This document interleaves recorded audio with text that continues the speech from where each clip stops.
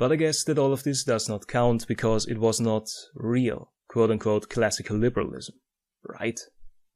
I'm not really sure what you're complaining about. Nobody's done more to ensure the success and the spread of the white race more than these two nations. If these are your two examples, you should be totally for liberalism. Sargon and his followers are in this regard like a liberal equivalent to a communist that tells you that real communism has not been tried yet. The difference is that the real-world manifestation of Sargon's utopian ideology is currently in existence and in power. The very same cognitive dissonance is applied when it comes to censorship and the use of force by the state. He doesn't believe in utopia, that's why he's a liberal. After all, liberal governments never had much of an issue to enforce censorship on ideologies, movements or individual people that they viewed as a threat towards the system. And there was never much of a problem for them to use laws and state-sanctioned violence against such threats, be it by proxy or directly. Yes, that's why all Gandhi's people got mowed down by the British. That's why the Women's March ended in violence. That's why Martin Luther King, through peaceful demonstration, achieved nothing. That's why we didn't have the Vietnam protests. Because if anybody in the nation gets angry about what the government's doing, the government just uses force to silence them. Something that many skeptics have actually pointed out and criticized during the last years. But right now, the core of the skeptic community is ideologically closer to the liberal establishment in power than to the people and groups who are currently the most affected by censorship through said establishment. And yet they're working so hard to defend your right to speak so that they can argue with you and prove you wrong as opposed to silencing you. Aren't they nice? And then there's the truly insightful skeptic tendency for arguments like, you did not invent or create this yourself, so why would you be proud or emotionally connected to the achievements of your ancestors? Because I don't like to take credit for things I've never done or hate people I've never met just because they're different. Also, I disagree with a lot of the stuff that my ancestors did. I like to use skepticism to get rid of what I don't like and keep what I do. Now let me say something that sounds really smart, but was not conceived and written by myself. Yeah, but you chose to quote it. It's not like the guy who wrote it chose you to say it. He's probably dead. You're probably having to adapt this quote so that it makes sense today. And please ignore that the foundation of my philosophical worldview and my personal identity was created by others and not by myself. Someone else probably first had those thoughts, but they were probably built upon the ideas of somebody before that, and in turn you're actually building off the ideas of people who came before you. That's how human knowledge has worked. That's why we make more progress in so many areas over time. We tried nationalism, we tried communism, neither of them worked, yet liberalism seems to be working, not perfectly. The intellectual hypocrisy and dishonesty of these people is on its own already impressive. But when you take a look at state power and how it works, it gets even better. Because aside from all of this, there is simply the eternal fact that all authority and law is always based upon the threat and use of violence. Well, yeah, that's why we have laws, and we have different lawmakers that we're constantly switching out so that all the power isn't in the hand of one person for too long. Every system of government in the history of humanity was based upon this simple fact. The system in power imposes guidelines, rules, and laws. These are then reinforced by armed representatives of the system in power, with the right and the legal obligation to enforce said guidelines, rules, and laws. Yeah, that's why if they put into a law we don't like, then we just elect a new guy that will do what the people want. But hey, that does not apply for the glorious ideology of classical liberalism. Or does it?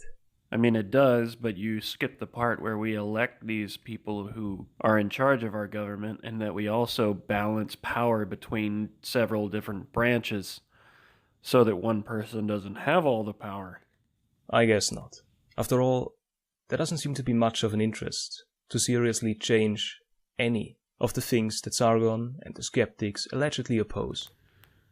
Well, no, when he started, he was just trying to change people's minds, and he was having fun making fun of feminists. He's changed my mind on a lot of points, and if you think about it, the amount of time he spends and the size of his Patreon, the man can't be making that much money. Like I already mentioned, their main relationship towards their opponents is symbiotic. I mean, he's probably doing okay now, but for the longest time, he really probably wasn't making that much money. It is all about internet drama and upholding an illusionary moral high ground. Because if there is one thing that pseudo-intellectuals and their even less intelligent followers need, then it is definitely a reassurance that sitting on the fence and pretending to be above the worries of all the stupid people is the right thing to do. And then that whole adpocalypse thing, and that cost him a lot of money, and now he's being sued by that one lady. All of that, of course, despite the fact that their very own lives are still very much connected to the reality and the very real problems that they like to downplay, ignore, or even mock as soon as it becomes useful to do so. Yes, well, skeptics on the alt-right disagree on what the real problem is, and the alt-right uses the exact same tactics. I would say mockery is one of their strong suits. But the really bad thing for Sargon and his fans is that he has already run out of the usual deceptive tactics and pseudo-intellectual dribble that he relies upon. Yeah, he apologized and he's trying something new now. And recycling them only lasts so long. To put it in economical terms, Sargon's ideological system is in the long run unsustainable. Well, I don't think it's just up to Sargon. What the skeptics have achieved so far is in summary not just inconsequential, and in the end of the day, worthless. You just said the same thing twice. It is nothing more than pretentious online entertainment and virtue signaling. I don't think it's virtue signaling, I think they just disagree with you. Mainly directed towards themselves. And this dynamic is not going to change that much in the future. After Sargon's public humiliation in the Warski livestream through Richard Spencer, things have only accelerated. I don't know, man. Everybody seems to be under the delusion you guys are gonna go from being a fringe minority to something bigger, but, I mean, I don't think the Spencer debate really turned too many heads or got you guys too many converts. Not only has it driven him, and thereby the entire skeptic community, into a direct confrontation with the alt-right, it also showed that Sargon had no moral problems at all to team up with Kevin Logan, a full-blown SJW and long-time opponent, as long as it was useful in his fight against the alt-right. It is always funny how fast those high moral standards in the skeptic community tend to be abandoned as soon as things get a little bit more difficult, isn't it? The enemy of my enemy is my friend. But things are going to get even better, because Sargon has now not only admitted that he and the skeptics have achieved absolutely nothing, but that the SJWs are still very much connected to or directly in positions of power and decision-making, and that they have, whilst the skeptics were busy stroking their own egos and going after low-hanging fruits, successfully advanced their agenda. What agenda are they getting past right now? Have you seen our president? The progressives are eating themselves alive right now. So what is Sargon's response to all of this? Well, to drop at least a small part of his usual nonsense and to openly become a group, a movement. You could almost say a collective with shared interests. And they are going to call themselves the liberalists. You cannot make that stuff up. That is a fake-ass laugh, my dude. And the very same people who have achieved nothing, and to the most part don't actually believe in anything. You just spent over 10 minutes trying to refute what they believe in. How can you say they don't believe in anything? You're talking nonsense. Are definitely going to rock the boat and change the world. That sounds realistic.